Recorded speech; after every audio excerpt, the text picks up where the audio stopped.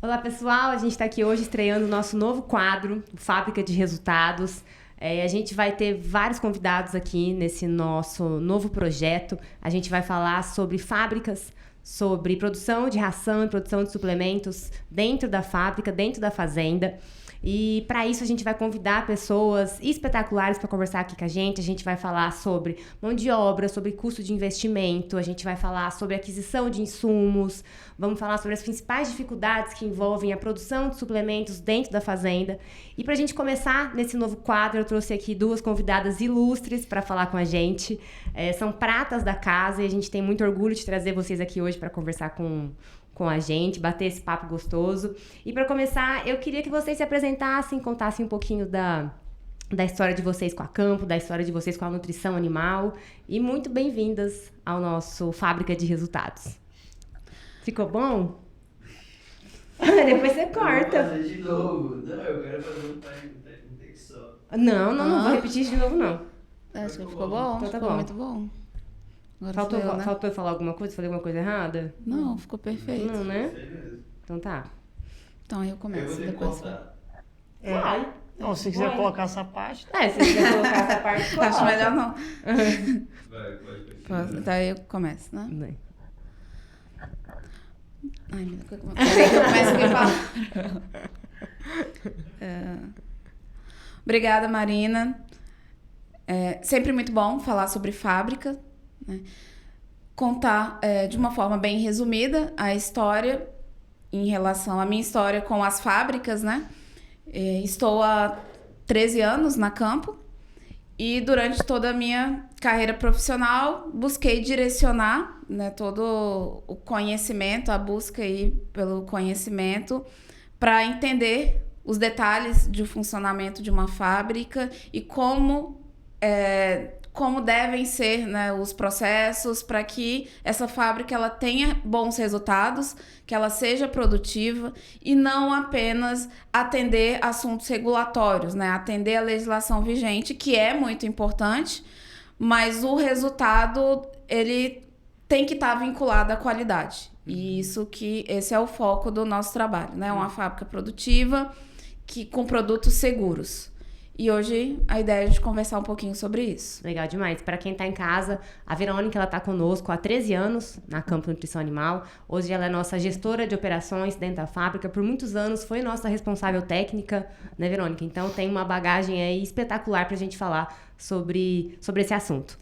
E é importante, né, aproveitar aqui e dizer, né, que a gente tem um projeto recente, que nós vamos falar, inclusive, de alguns casos, que é o nosso projeto de fábricas parceiras. Então, a Campo também, né, presta esse tipo de serviço, que é ajudar outras fábricas a serem produtivas e a terem um produto seguro. Legal demais. E vamos agora receber a Catarine. Catarine, conta pra gente aí quem é você, de onde você veio, o que você faz. Então, obrigado pelo convite, primeiramente. Para mim é uma honra estar aqui do lado de vocês e da Verônica. Então, hoje na Campo eu sou consultora técnica de fábricas, né? Então, fazendo esse acompanhamento desse projeto que a Verônica citou. Então, hoje quem estou à frente aos nossos clientes sou eu.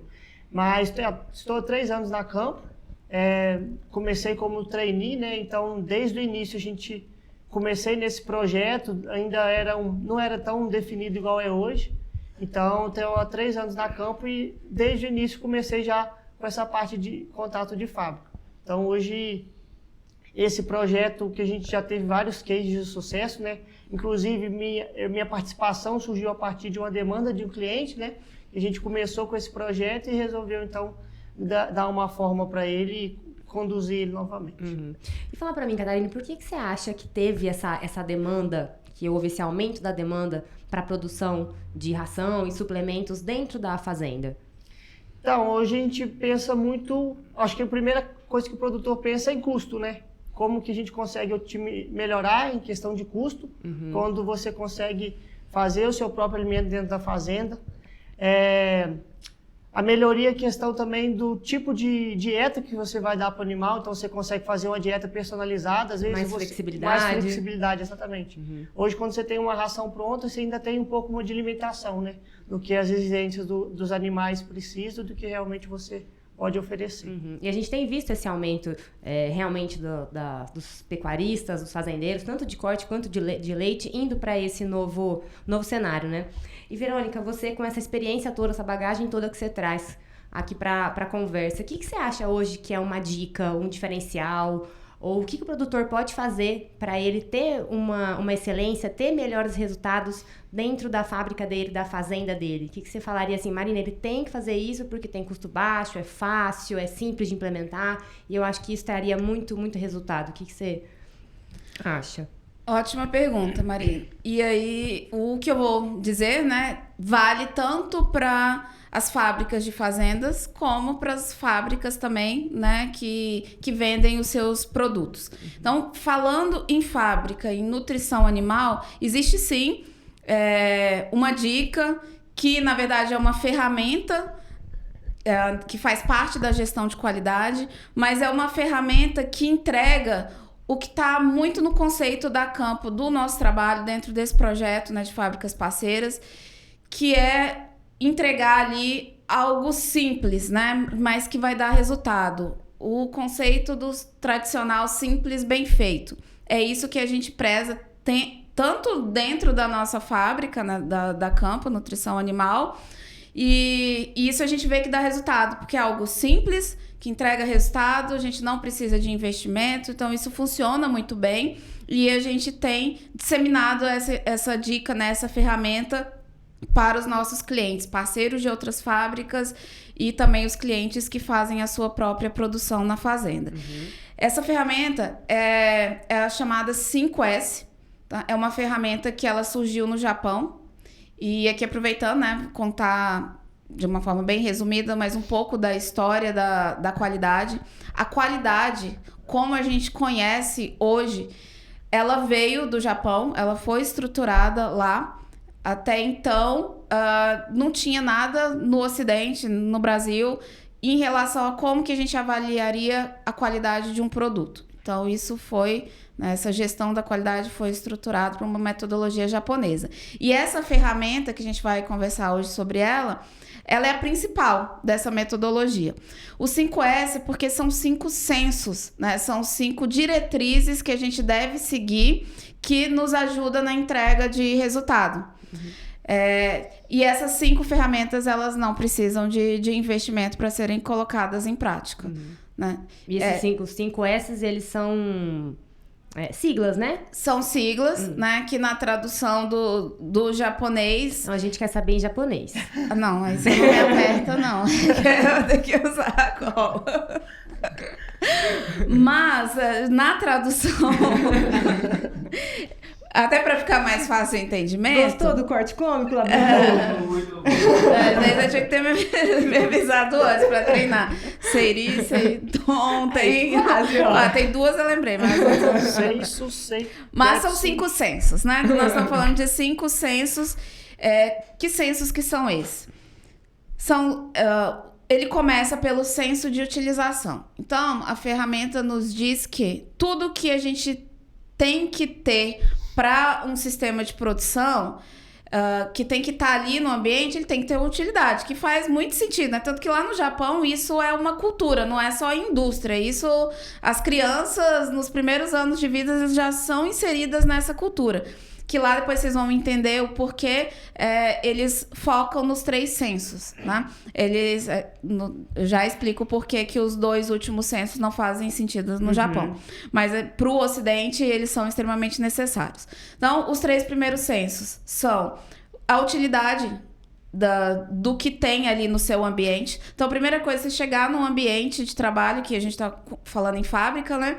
Tudo que tá ali tem que ter uma utilidade. Senão, não tem que estar ali. Ô, Verônica, isso é para todas as áreas da fábrica? Seja na parte de armazenamento, na parte de estocagem, na parte de expedição, de produção? Tudo. Inclusive administrativa. Esse conceito hoje ele é aplicado em todo o sistema de produção. Inclusive, o primeiro sistema, como veio do Japão, o primeiro sistema que trouxe isso para o Brasil foi a indústria automobilística.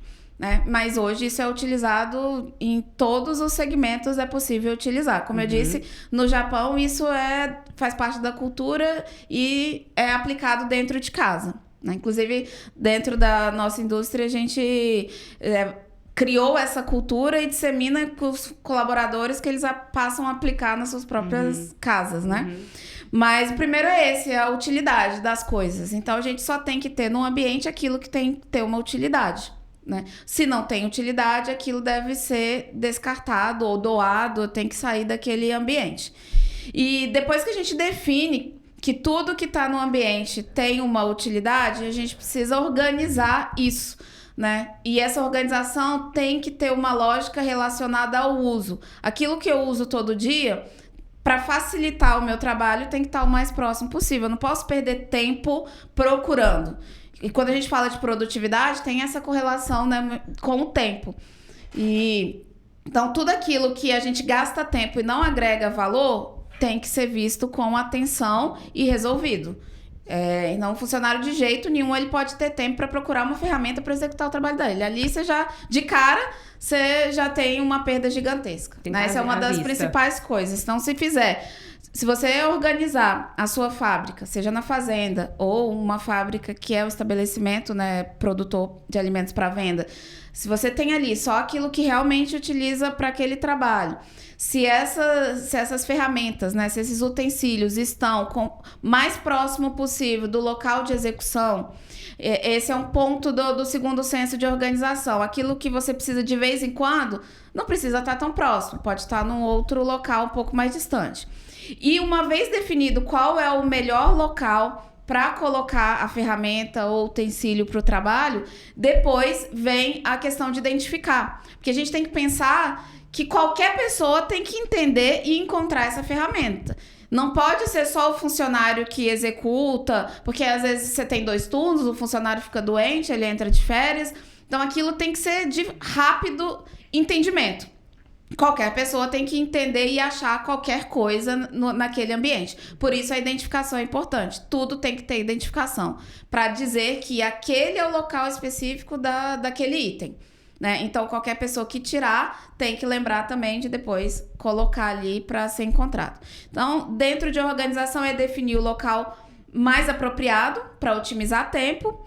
E manter, né, essa organização tem que estar tudo identificado. Né? E o ideal é que essa identificação ela seja o mais visível possível, usando a criatividade, cores, tamanho da letra, entender qual que é a forma mais fácil da pessoa entender. Inclusive tem algumas coisas bem criativas de manutenção. No Japão mesmo a gente vê muita coisa que é, às vezes, o desenho. Por exemplo, uma chave de fenda. Eu coloco um desenho que ali vai encaixar aquela chave de fenda. Trazendo pra prática, assim, por exemplo, uma vassoura, que usa muito... Isso, um suporte pra vassoura. Então, vassoura, porque uma hora você deixa aqui, outra hora você deixa lá, outra hora você deixa lá, e você precisa fazer a limpeza lá e nunca sabe onde tá. A ideia é que ninguém precise dizer, né, que seja rápido e fácil o entendimento pra manter aquela organização. E o terceiro senso é o de limpeza. Mas o conceito dentro do 5S de limpeza não é limpar o tempo todo.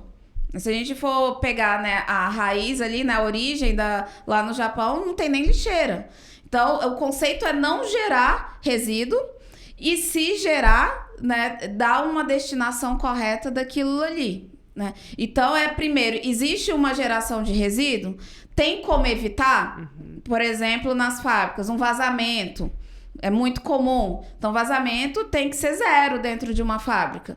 Porque ali você tá tendo perda do produto que tá saindo ali e você tá sujando o ambiente, você vai gastar mais tempo, mais pessoas para poder limpar. Né? Então, o conceito do terceiro senso, que é o de limpeza, é não sujar.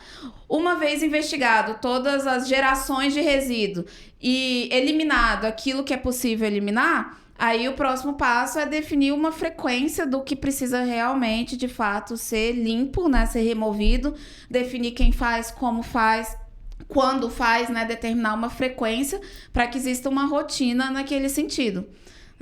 E essa frequência ela vai depender do tempo que aquilo leva para chegar numa condição que eu preciso estar mantendo aquilo ali o mais limpo possível. Então, esse é o conceito do senso de limpeza. E então, no nosso caso, de utilização, de organização e agora limpeza. E limpeza, trazendo que aí é diferente do Oriente, né? Que não precisa de lixeira, a gente precisa aqui. E precisa que essas lixeiras estejam no local você tem que facilitar. Todos a gente tem que pensar em facilitar a execução da operação. Então, a lixeira tem que estar o mais próximo do local que vai gerar o resíduo, para que facilite a pessoa descartar e descartar no local correto.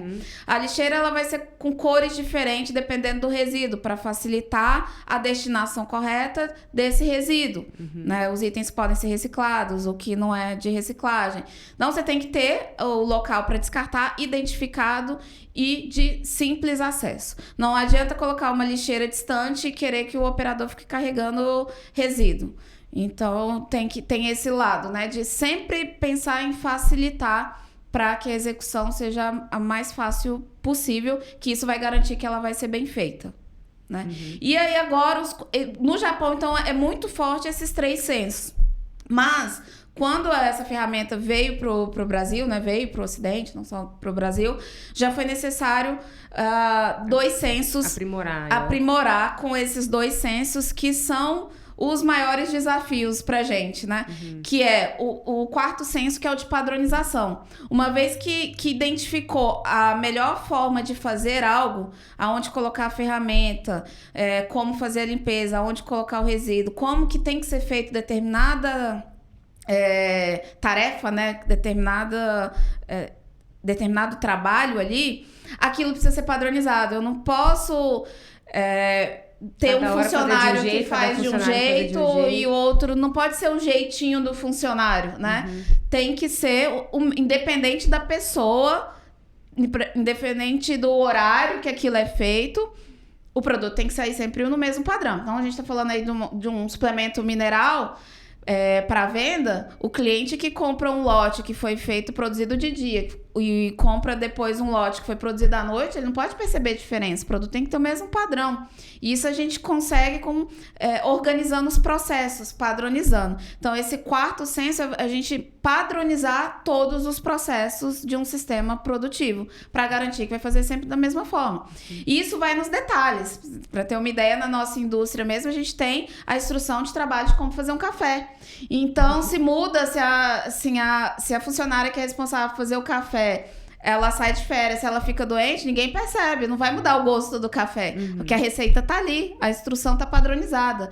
E isso destrincha para todo e qualquer procedimento que acontece dentro de uma indústria. A gente nunca pode assumir que a pessoa sabe fazer, né? Não, nunca jamais. Pode assumir que isso é claro, que fazer um café é fácil, é simples. Exatamente. E é tão importante a padronização que um outro conceito, né, japonês, que é o Kaizen, deixa muito claro pra gente que a gente não melhora nada que não tá padronizado. Se você não padroniza antes, você não melhora. Então, nunca uma pessoa vai dizer que conseguiu melhorar algo sem padronizar. Porque você não vai saber se melhorou porque foi a pessoa que mudou, porque você fez de um jeito... Não, primeiro você padroniza. Então, você tem um padrão, aí você quer melhorar aquele padrão, você vai investir, estudar, fazer um plano de melhoria, e aí depois você vai ver se aquilo tiver...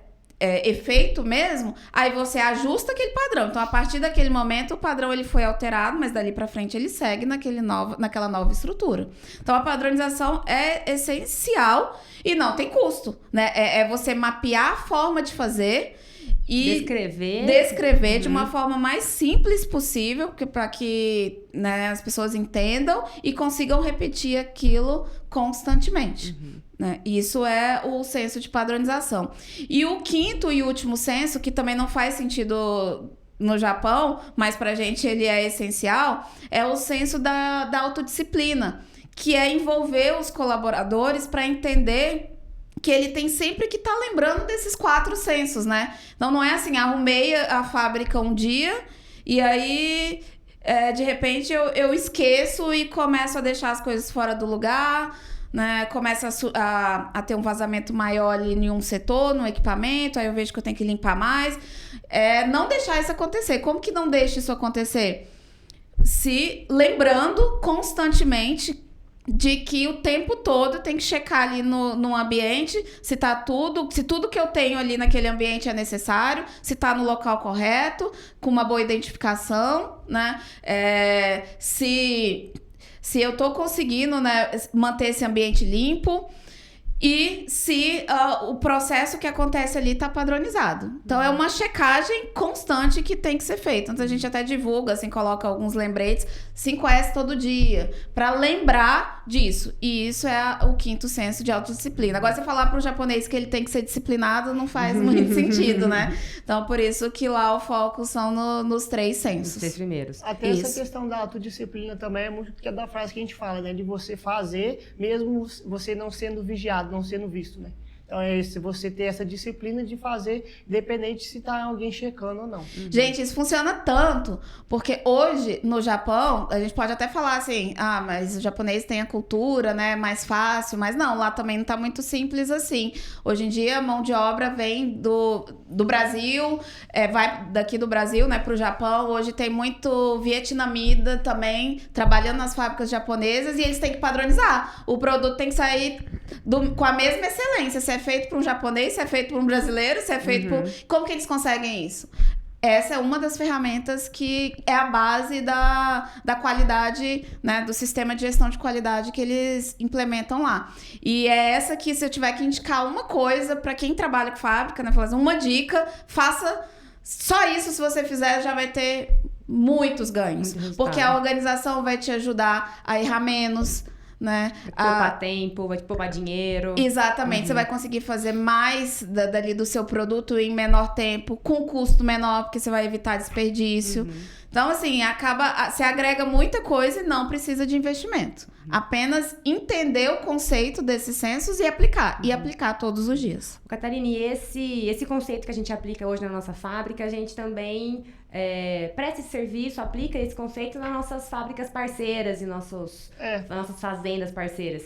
E na sua experiência, aí há anos trabalhando com isso, quais foram os ganhos reais, Primeiro eu queria saber os principais desafios que você enfrentou praticando esse tipo de conceito nesses clientes nossos, nesses parceiros nossos, e quais foram os ganhos, assim, eu queria que você trouxesse pra gente um caso de sucesso que realmente foi uma fábrica de resultados.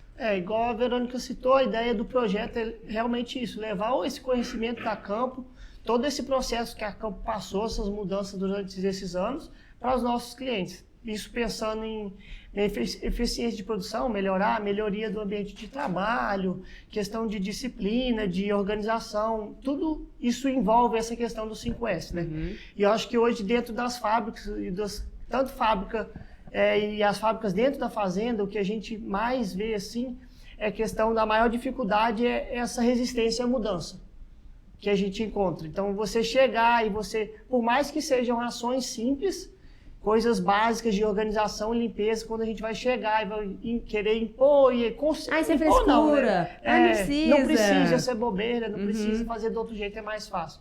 Então essa resistência à mudança, a gente vê que é muito que dificulta um pouco essa implementação, né? E acho que é a falta do hábito, e acho que quando a gente consegue mostrar para os colaboradores dentro de uma fábrica, para as pessoas que estão ali envolvidas, como essas ações são benéficas, como que elas vão trazer melhorias, isso já facilita muito. Eles começam a enxergar e vão meio que quebrando um pouco o gelo, assim, né, nesses processos. E um exemplo, assim, que você traz pra gente, em alguma fazenda que a gente atendeu, que conseguiu aplicar com louvor o 5S, enfrentou barreiras, mas conseguiu aplicar e viu uma mudança prática ali no dia a dia? Hoje a gente tem alguns clientes de fábrica, né? Algumas cooperativas que são clientes nossos, que a gente está desde o início, desde a estruturação da fábrica. Até recentemente a gente passou por um processo de mudança de equipe, então teve uma maior dificuldade. Eles já tinham essa ideia, né, dessas organizações de limpeza dentro da fábrica. Nessa mudança de equipe, eles tiveram um pouco mais de dificuldade nisso. Aí a gente ficou mais perto, mais próximo, né, dando treinamento, então, acompanhando as pessoas e fomos tentando retomar essas ações, assim. Então, foi uma situação que eles já faziam, teve um deslize, assim, e agora a gente conseguiu recuperar e fazer. E quando você chega num ambiente que está limpo, organizado, para a gente que chega de visitando é bom, e para quem está trabalhando, eu acho que é melhor ainda. Eu acho que espelha, né? Espelha cuidado, espelha cuidado com a produção, cuidado com o produto, segurança, que é o que a gente prega muito, né, Verônica? E nessas visitas que você faz, Catarine, qual é o erro mais comum que você vê dentro da produção? acho que tudo está muito envolvido nisso, né? Então, a questão de organização e limpeza é um ponto principal, né? A gente pensar em sequência de produção, ter atenção em pesagem de produto, verificar realmente, fazer aquilo com atenção, não fazer, eu falo que a gente não pode fazer tudo no automático, igual o robô, né? A gente tem que ter o senso crítico dali, às vezes alguma coisa, veio alguém ali interferir alguma coisa no processo, você tem que ter o senso crítico de avaliar se aquilo realmente está correto ou não. Então, mas vai muito disso, questão de limpeza, organização e essa atenção em produtos, em pesagem nesse sentido. Desses 5 S's que a gente está falando, Verônica, na nossa realidade hoje, assim, qual que você acha que é o mais deficitário nas fazendas?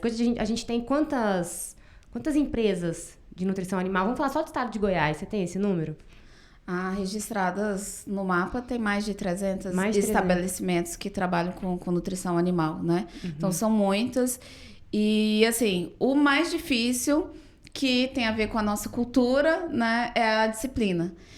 E, assim, a gente vai nas fazendas, né, nas fábricas, e a ideia é implementar para que elas sigam aquilo ali, né? Então, a gente faz um trabalho muito forte com a liderança desses locais. E esse é o principal, vamos falar assim, né? Para evitar os erros, como a Catarina citou. Precisa ter um dono ali que vai defender e que vai estar o tempo todo lembrando desses conceitos e cobrando e checando. Precisa ter. A liderança, ela é essencial. E é um desafio hoje a gente ter líderes, né? Líderes bem treinados. E eu enxergo que nesse nosso projeto para fábricas são 2 grandes diferenciais. Um é mostrar que a simplicidade dá resultado, que não precisa de investimento para ter uma fábrica com bons resultados. E desenvolver lideranças, porque precisa andar sozinho. A gente quer atender cada vez mais clientes, né? Então, a gente não vai conseguir estar todo dia em todos os clientes. Então, a gente tem um trabalho que a gente faz de mentoria, que é desenvolver a liderança dessas empresas, né? Fazendas ou fábricas registradas. Para que eles consigam, além de aprender ali e serem defensores desse programa, dessa ferramenta, elevarem mesmo o nível, a gente vai, inclusive, na parte de ajudar a montar indicadores, para mostrar, né, para os empresários, os diretores desses negócios, dessas empresas, que aquilo que está valendo a pena, que aquilo ali está sendo... exige um esforço, um trabalho, mas está trazendo resultado. Então, resultado, né, falando em fábricas de resultados, são números. A gente tem que quantificar tudo que você faz, inclusive em relação à qualidade. Qualidade é possível de quantificar. Até aproveitando nesse sentido, é bom a gente esclarecer o que é qualidade, né? Porque qualidade não é um termo subjetivo. Quando a gente diz que algo tem qualidade, tem que ter uma especificação por trás. O que é qualidade? Não, qualidade para mim é entregar um produto que está dentro da especificação de um rótulo e ele não tem contaminação. Isso é qualidade dentro de um processo produtivo, de produção de qualquer alimento.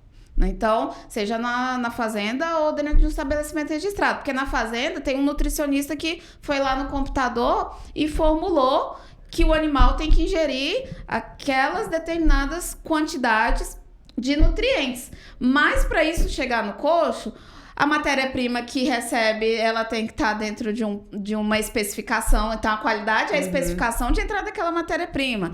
O equipamento que vai fazer a mistura tem que ser capaz de fazer a mistura que vai entregar aquela especificação no coxo. Então, a qualidade não é subjetiva, né? E quando a gente fala de boas práticas, né, de aplicação de 5S, de organização, a gente consegue mensurar isso, a gente consegue reverter esse indicador. E certificar também, né, Verônica? Aqui a gente falou de exemplos, quantidade de pessoas que você precisa para manter um sistema limpo e organizado. Se você tá precisando de muita gente, já revê que tem a eficiência aí tá ruim. Talvez o problema não são pessoas, é o processo que tá sujando. Às vezes você investir num equipamento, na manutenção do equipamento, você vai reduzir gente, né? Quantidade de perda, você consegue medir o que entrou de matéria-prima, o que virou produto que o gato comeu, o que você vendeu, existe uma diferença nisso. Então isso vai te dizer se você tá perdendo muito ou pouco. Então dá sim para mensurar tudo quando a gente fala de qualidade. E dos indicadores, assim, Verônica, quais seriam os principais? pra gente avaliar, pra gente mensurar a viabilidade da aplicação do 5S numa fazenda. Então, seria produtividade por hora, seria taxa de desperdício, igual você falou, quem quer aplicar, quem vai aplicar isso na fazenda hoje, como que ele conseguiria Os dois mensurar? mais simples são esses, né? Você começar a medir as perdas que você tem do processo, do que você compra de matéria-prima, do que vira produto ali, né? Inclusive perdas que às vezes da forma de armazenar que vai te trazer um prejuízo. Armazenei errado, o produto molhou, não consegui aproveitar, então daquilo ali nem nem passou pelo processo produtivo, já entrou e já saiu, né? Como perda. Então é medir a perda e a questão de mão de obra. Será que a sua mão de obra ela tá muito ou pouco? Ela tá suficiente ou ela tá mal gerenciada? Ela não tem uma liderança, eles não têm as funções bem definidas, não tem o processo padronizado, então todo mundo faz tudo, mas ao mesmo tempo todo mundo deixa de fazer e não faz da forma suficiente, né? Da forma que deveria ser. Então, fazer essa avaliação se a quantidade de pessoas que você tem quanto que tá entregando, para você avaliar ali como é que tá, já sinaliza para você como que tá a eficiência. Porque tem determinados locais que tem uma quantidade muito grande de pessoas para um resultado X e outro que vai ter uma quantidade de pessoas menor para o mesmo resultado. E isso não necessariamente a gente está falando de automação ou de investimento em equipamento, simplesmente para você organizar a sua estrutura, né, o seu processo, definir o que as pessoas fazem e acompanhar, né, quantificar essa entrega dessas pessoas. Aí a liderança é essencial. Acho que se começar pelo menos ter o resultado de cada pessoa ali da sua equipe, medir perdas e ter uma boa liderança para garantir, né, a aplicação dessa prática do 5S e do dia a dia bem feito ali da rotina que você precisa, já tá meio caminho andado para você ter bons resultados. Legal. E Verônica, para quem tá ouvindo a gente e gostou, entendeu o 5S, quer aplicar na fazenda, tá satisfeito, tá interessado, e vai começar a colocar isso em prática na segunda-feira. O seu João, lá em Aruanã, tá doido para arrumar a fábrica que ele tem dentro da fazenda. Quais são as dicas dentro de cada censo que vocês dariam para ele? Então, o seu João, começa ali no censo de utilização fazendo isso. O que vocês... A primeira coisa é ele entrar lá na fábrica dele, na fazenda, e ver o que é lixo e o que é ferramenta de trabalho, né? Então, normalmente a gente encontra, aí a Catarina pode falar, né, que tá no campo acompanhando, mas é muito comum a gente encontrar um monte de coisa encostada, lixo mesmo, encostado, alguém deixou ali, às vezes por uma falta de lixeira vai ficando ali. O que você já encontrou de mais absurdo assim, Catarina? Tem de tudo.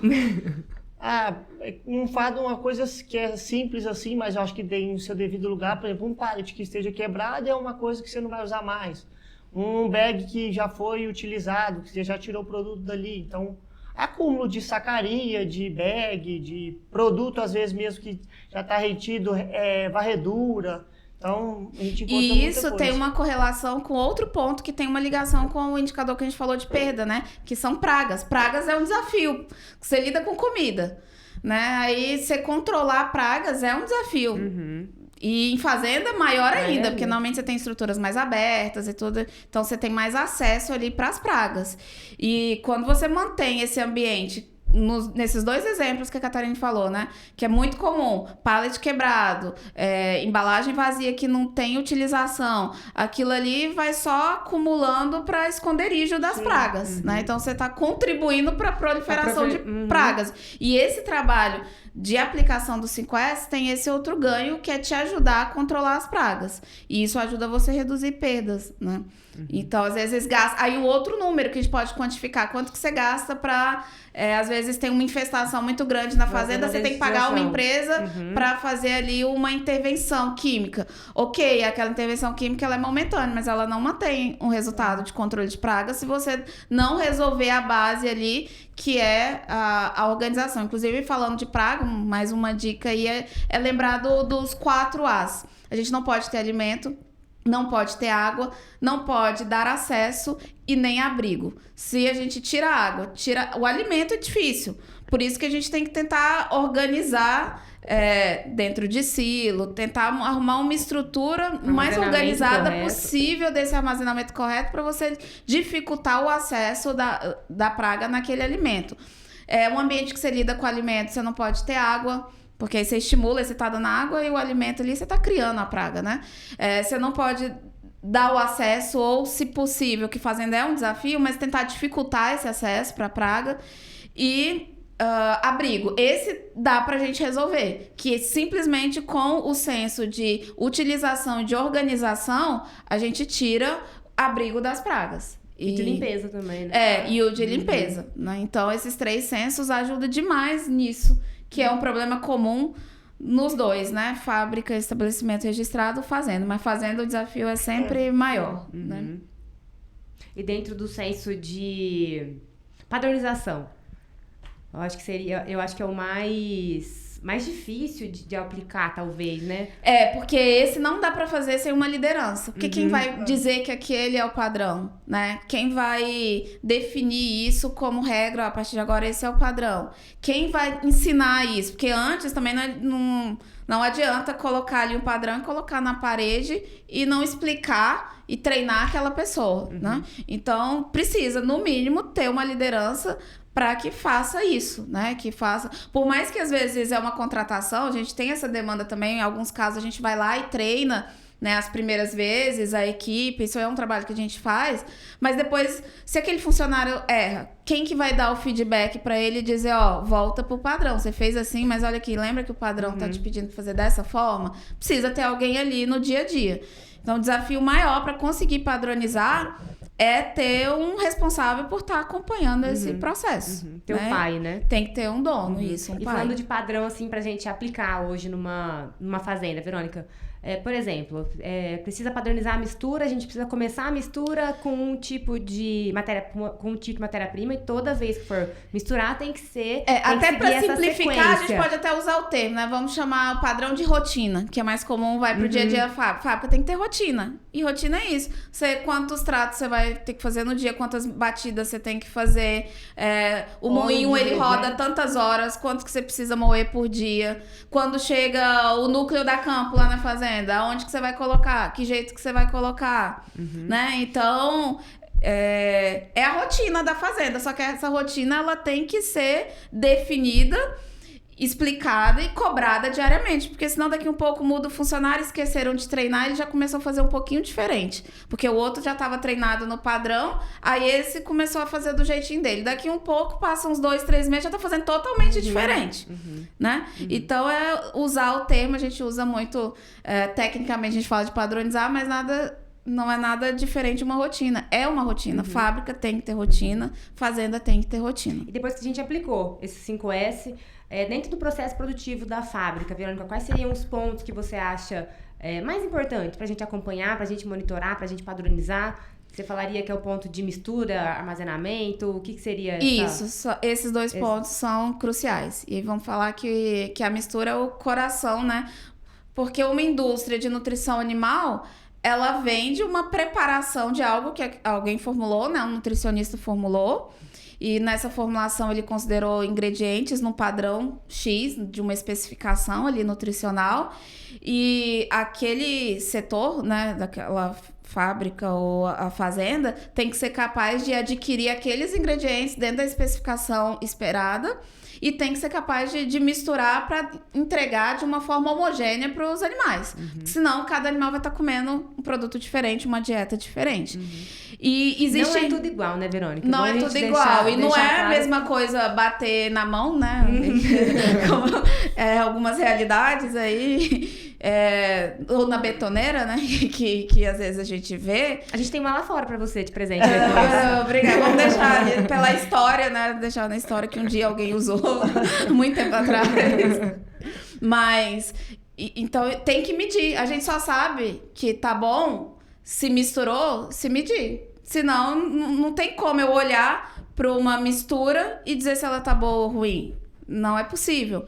Para isso a gente tem que validar, né? E a qualidade da mistura, ela é essencial, porque ela envolve Conhecimento dos itens que você tem para misturar, porque dependendo do ingrediente, ele tem densidade, ele tem uma estrutura física diferente, ele vai se comportar diferente numa mistura. Então, eu tenho que entender o equipamento que você tem para aquilo que você quer misturar, aquele equipamento entrega isso. A gente sempre fala, quando vai comprar um equipamento para fábrica, você compra o que o equipamento te entrega. Você jamais pode comprar, eu quero um misturador. Tá, mas misturador tem de pá, de helicóide, tem de vários tamanhos, tem de inox, tem sem ser de inox. Tem uma série. E o que eu vou escolher? O que vai ser bom? Eu preciso entender o que eu tenho para misturar. O que eu preciso, aí eu avalio qual tipo de equipamento vai ser a melhor escolha para o que eu tenho. Então, eu vou produzir uma dieta de confinamento, né? Um desafio menor do que você produzir um núcleo. Então, não é o mesmo mistura, não é o mesmo processo. Totalmente diferente. Tudo eu vou precisar de uma qualidade de mistura, mas esse resultado eu vou conseguir de formas diferentes.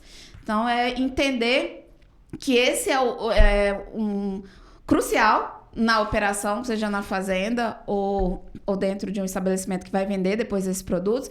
E a gente tem, né, toda uma metodologia para ajudar os nossos clientes a medir, né, se aquilo... E essa metodologia de medir, na verdade, ela é, né, livre conhecimento, inclusive está na legislação que tem que ser medido, né? Como que a gente define se a qualidade da mistura tá boa.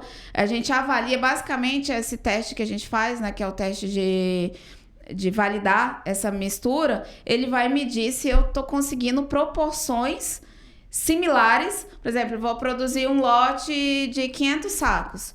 Eu preciso avaliar se naqueles 500 sacos eu tô tendo proporções do ingrediente similares. Ou se um saco tá saindo com o dobro e o primeiro saco tá saindo com o dobro e o último tá saindo com metade.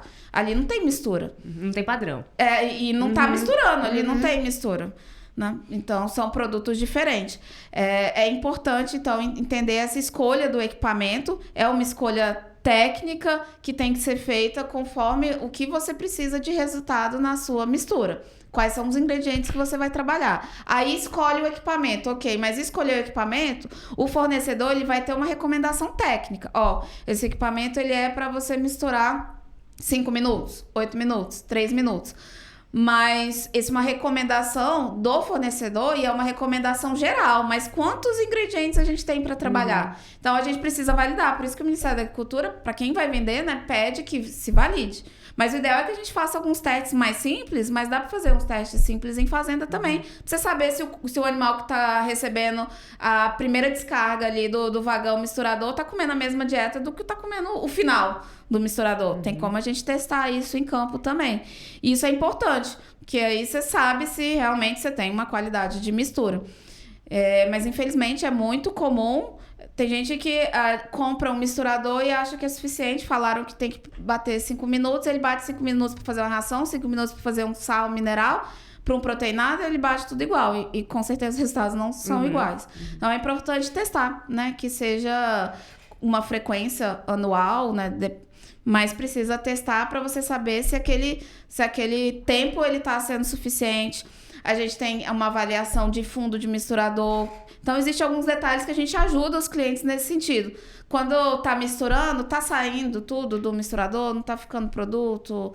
Então, mas basicamente escolher, é uma escolha técnica, dizer que é uma escolha técnica. Se tem alguma coisa que você tem que gastar tempo e estudo dentro de um investimento, que esse sim tem que ser um investimento, não dá pra bater na mão, né?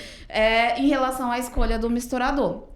Não dá para errar aí, porque isso é um investimento que é o coração ali da sua operação e do seu processo. E a gente presta esse tipo de consultoria, de ajuda pro... Sim, a gente ajuda. Então, igual, acho que até foi bom a Verônica citar isso, porque é muito comum a gente chegar na fazenda, principalmente nas fazendas, quanto tempo eu coloco de mistura aqui? Assim, não tem receita de bolo, eu não posso falar, exatamente. Todo mundo vai misturar, todo mundo que tem um misturador de helicóide mistura 5 minutos. Não tem um padrão, vai ter o padrão a partir do momento que você verificar, checar e validar aquele processo, o seu processo. Não pode ser que a minha fábrica da Verônica e a sua vão ter sempre o mesmo número. Então, foi até importante ela falar isso para a gente se atentar e a gente ver que tem essas oportunidades de fazer essa validação. Tem a validação que a gente faz no laboratório, né, que é mais frequente nas fábricas. Isso é muito aplicável à fazenda também, fazer essa validação de misturador, que igual a Verônica falou. A gente vai, por exemplo, vai pegar uma batida, ou então geralmente tem gente que gosta de fazer até 3 batidas. A gente, dentro dessa batida, a gente vê a quantidade de sacos que são produzidos e escalona 10, vai pegar 10 amostras escalonadas de forma igual nesse intervalo. Aí tem toda, né? Nessa metodologia tem a forma de coletar, porque se cada um coleta de um jeito, vai interferir no resultado. Então existe uma metodologia que a gente orienta os clientes. Importante dizer, porque a gente pode considerar até recente a legislação, se a gente for pegar aí há 5, 10 anos atrás, exigia esse teste só para quem trabalhava com medicamento dentro de um estabelecimento que é comerciante, né? Que vai vender aqueles produtos. Hoje é exigência padrão, todo mundo que produz e vende nutrição animal tem que ter o teste de qualificação de mistura, né, de validação dessa mistura e validação de limpeza também do equipamento. Isso é obrigatório. Então, o fiscal chegar em qualquer fábrica hoje, ele vai pedir esses testes. Então, hoje, todo mundo já tem que fazer, se comercializa. Mas a gente orienta de uma forma mais simples também fazer alguns testes na fazenda para ver como é que tá a dieta que tá chegando no coxo dos animais. Às vezes, teste visual mesmo, de acompanhamento. O próprio operador, como ele tá ali todo dia, ele mesmo tem um pouco de discernimento. Tem alguns detalhes físicos que a gente percebe se tá tá muito diferente. Até a gente teve um caso nesse de um cliente que a gente começou a acompanhar, que um dos funcionários, ele mesmo, na hora que estava ensacando ali, observava. Por exemplo, que no início de um saco saía, por exemplo, mais ureia e no final saía um pouco menos. Então, no visual ali de descarregar, ele já observou. Aí o cliente foi, a gente viu mesmo que estava um pouco diferente, viu essa questão e fez uns investimentos para melhorar isso. Então, é muito no visual, no sentimento e tem as validações também. E vamos agora partir do pressuposto que o equipamento está ok, o tempo de mistura está ok, está padronizado. A partir disso, quais são os cuidados básicos assim mais importantes que vão garantir uma mistura boa numa não necessariamente garantir a mistura, mas garantir a qualidade, né, do produto, que ele vai estar dentro das especificações e seguro. É a questão de armazenamento, né? O armazenamento, a estocagem é um ponto crítico, tanto que é obrigatório ter um procedimento padronizado para isso, né? Quem é registrado no mapa, esse faz parte de um dos procedimentos padronizados, né, operacionais padronizados, que é cuidar da armazenagem, do recebimento, mas a armazenagem. Porque se você tem um cuidado, um rigor muito grande de comprar de um fornecedor idôneo, uma matéria-prima boa, aí você recebe a matéria-prima boa, né, dentro daquela especificação, então ela tem qualidade. Mas ela vai ficar estocada, às vezes, por um período longo. Dependendo da forma que você estoca, você piora. E o nosso objetivo é conservar. Então, é adquirir uma matéria-prima boa, né, dentro da especificação adequada e garantir que ela se conserve até a utilização da produção e depois que aquele produto que você fez também, ele seja conservado até o consumo dos animais. Então, essa parte de conservação de matéria-prima e do produto que vai ser fornecido é um ponto crítico que tem que dar muita atenção, que não demanda, de tudo isso que a gente falou até agora, só o misturador é um investimento que não tem como, né? Mas que não é o preço que determina a qualidade, é o conhecimento técnico do que você precisa. Mas para todos os demais assuntos que a gente está conversando hoje, a gente não precisa de investimento. É o cuidado, né? É o cuidado. E, de novo, né? O armazenamento, conceito 5S, vai te ajudar, né? Você colocar, organizar os itens, né? E quando a gente fala de produção, existe uma lógica que tem que ser seguida, né? Que é um fluxo. Que, de novo, eu falei lá no início, questão de tempo. Tudo que você gasta tempo e não traz resultado é uma perda. Né? Tempo é uma perda, transporte é uma perda. Se você movimenta demais os itens e aquilo ali não tá ficando mais nutritivo, o animal não vai engordar mais rápido que você tá movimentando mais. Então, tudo que você tá gastando ali, energia, né, tempo e equipamento e combustível e não tá melhorando o seu produto, é um tipo de perda. Então, você tem que desenhar, e essa é uma das coisas principais que a gente faz, né? Nosso trabalho ele começa com uma visita diagnóstico, que aí nessa visita sempre eu faço a visita, né? E aí depois a Catarina faz os acompanhamentos. Mas nessa visita, o que a gente vai ver? Tudo em relação àquele ambiente, dentro do conceito de boas práticas da legislação vigente, né, os assuntos, as normativas que estão vigentes, mas também a gente vai ver a questão do 5S, né, para depois propor um plano de ação que a gente vai ajudar esse cliente. E uma das principais coisas que eu vejo é o layout da fábrica, porque normalmente tem muita perda ali. Movimentações desnecessárias, vai e volta, e isso inclusive é ruim, porque é uma das coisas que o Ministério da Cultura olha para aprovar um projeto de uma fábrica nova. Tem que ter um fluxo que ele tem que ser linear. Eu não posso ficar vai e volta com o produto, né? E a perda é silenciosa, né, Verônica? Porque você não vê de cara. Não. E tem muita gente que não mede, tá então aquilo que você tá vendo não sente, né? Aquilo que você não tá medindo não tá doendo, mas na hora que você mede, você começa a ver que ali tem uma dor que você poderia estar deixando de gastar ou pegando aquilo ali como investimento para aí sim você colocando a tecnologia no seu processo para te ajudar, para você ter mais eficiência, né? Às vezes reduzir pessoas, deixar aquelas pessoas realmente necessárias para o seu processo, para simplificar e ter eficiência. A tecnologia entra para isso. Para ajudar. No layout, já aproveitando que você puxou esse assunto, Verônica, no layout para uma fábrica numa fazenda. O ideal, assim, a gente consegue? Sim, isso inclusive tem que ser algo planejado até aonde você vai colocar essa fábrica na fazenda. Ah, sobrou um barracão ali, vou mas às vezes é tantos metros de distância do local. Silo. Exatamente, do silo, da onde você vai ofertar para os animais. Então, a escolha o primeiro ponto é a escolha onde vai ficar essa fábrica. Ela tem que ser numa posição que vai ajudar o fluxo de trabalho. Na rotina, né? Falando na rotina da fazenda. Então, você escolhe o local pensando nisso. Em reduzir tempo, né? E ter eficiência. E depois ali você vai entender quais são as etapas do que você tem que fazer e tentar simplificar ao máximo para ter o mínimo de movimentação desnecessária. Né? Então, aí é pensar quais são os ingredientes que você tem para armazenar, como é que você vai receber, de que jeito você vai receber. Tem coisa que você vai receber em bag, a granel, qual que vai ser o acesso do caminhão para chegar lá para descarregar, né? Às vezes não tem um layout que permita fazer isso fácil. Aí, dependendo, entra terra no meio da matéria-prima e você já contamina na entrada. Tá descarregando e já tá contaminando. Então, o layout, você tem que olhar tudo isso, né? O local, a posição onde vai ficar aquela fábrica. E uma vez definida a fábrica, como é que vão ser as etapas do trabalho que vai fazer ali. E você pensar sempre em acesso fácil, né? Mínimo de movimentação e facilidade no dia a dia da operação e na organização. Pensando em segurança alimentar, tem alguma restrição para a localização de fábrica na fazenda?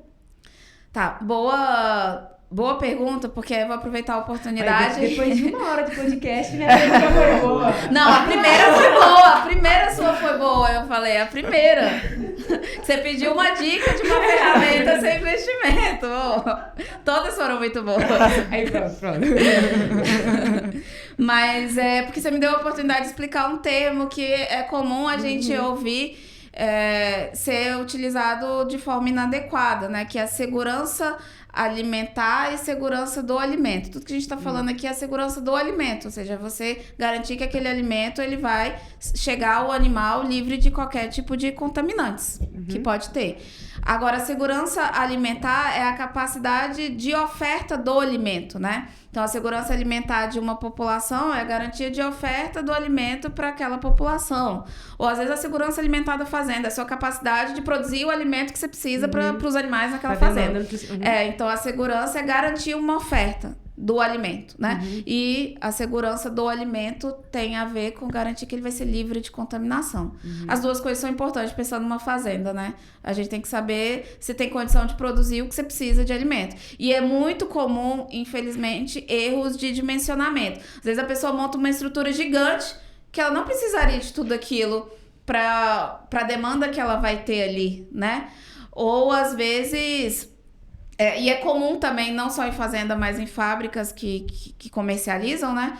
Que é investir primeiro na tecnologia. Esse é o erro mais comum que a gente vê. Todo mundo quer uma solução, uma receita de bolo, uma solução que ele vai ali, compra e entregou, tá resolvido. Não é simples assim, né? A gente viu que mesmo o misturador, não é só comprar o equipamento misturador, né? Você tem que adquirir um processo que vai te entregar uma qualidade de mistura através por meio de um misturador é uma das coisas. E dentro da sua realidade, né? Como que tem que falou. ser dentro da sua realidade, da sua demanda, né? Então, é importante que a gente entenda essa questão do dimensionamento com que você precisa. E importante para o dimensionamento também é pensar no futuro, né? Não pensar no hoje. Porque geralmente se você abre uma fábrica com tal capacidade.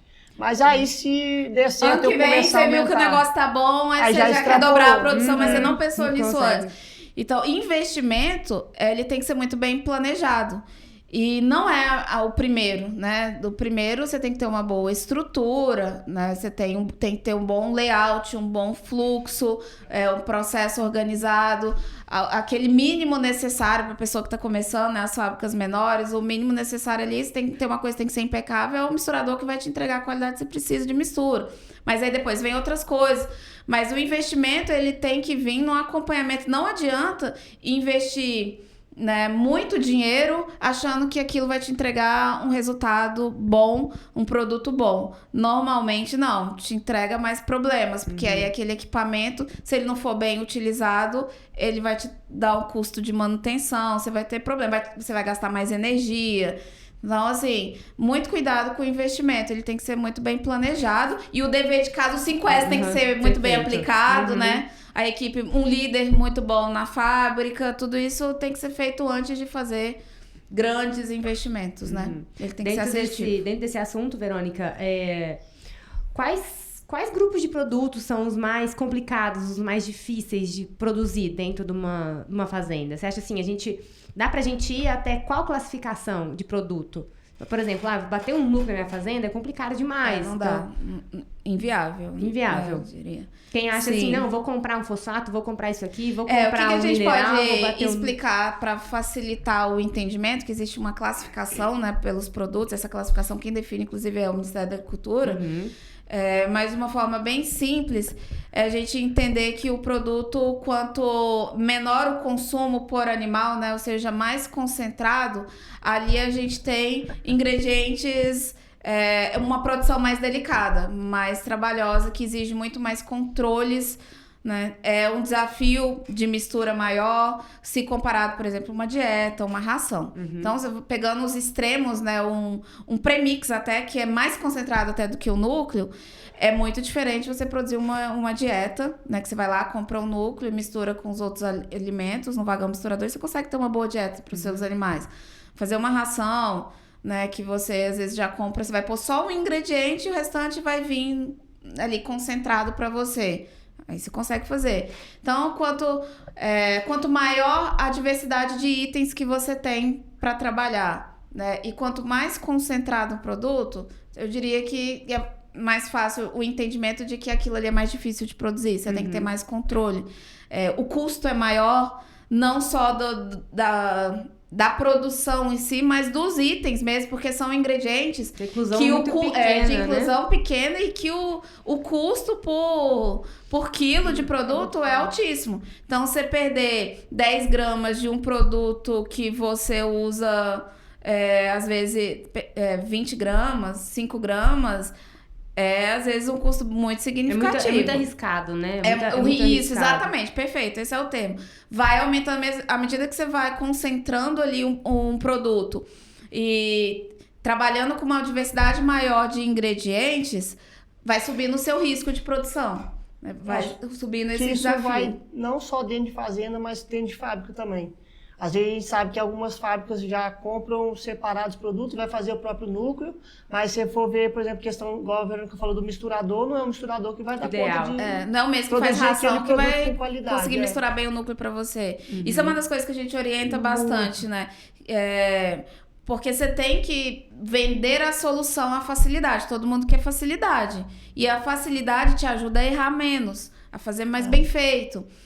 Então, a gente faz essa leitura do cliente nessa visita diagnóstico. Como eu disse, a gente olha tudo, inclusive o processo. Como que você está fazendo? que tanto de ingrediente que você está administrando. Realmente você precisa ter essa... Às vezes não tem nenhuma pessoa responsável por compra, nenhuma pessoa responsável por receber essas matérias-primas e quer trabalhar com um monte de ingredientes achando que está economizando, mas na verdade ela está perdendo. Tá perdendo dinheiro. Porque às vezes ela está ficando com o produto estocado muito tempo, está perdendo a mistura final daquele nutriente que está vindo daquela matéria-prima, não está chegando na proporção correta para o animal.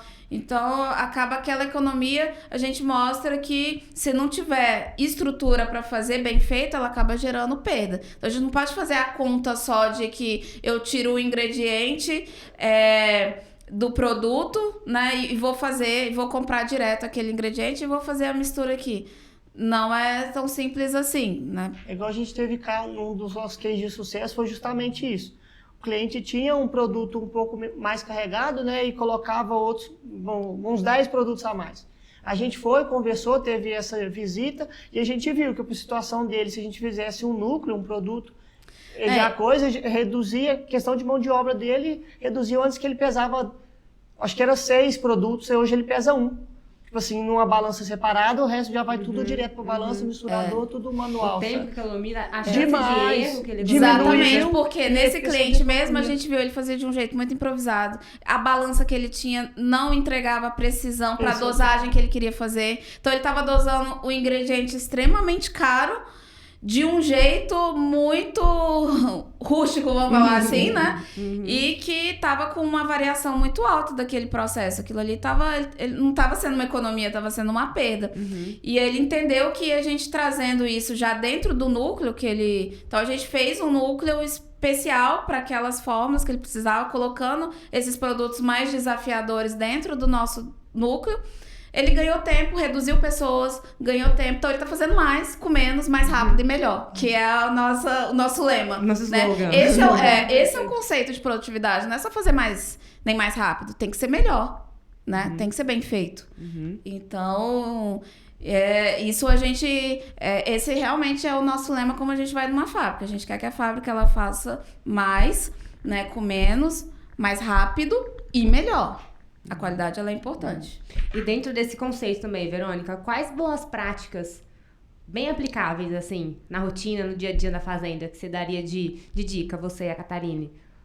Olha, se fizer 2 coisas, né, se dessa nossa conversa o pessoal aplicar amanhã ou hoje, 2 coisas, aplica o 5S e define a sua rotina de trabalho na fábrica e na fazenda e coloca alguém para acompanhar e para manter isso. Depois vocês me contam. Chama campo. E depois conta a marca pra ele. Conta os ganhos aí, que com certeza vocês já vão começar a medir resultados. E precisando, pode contar com a gente sempre. Acho que até uma ferramenta simples é a questão de checklist, né?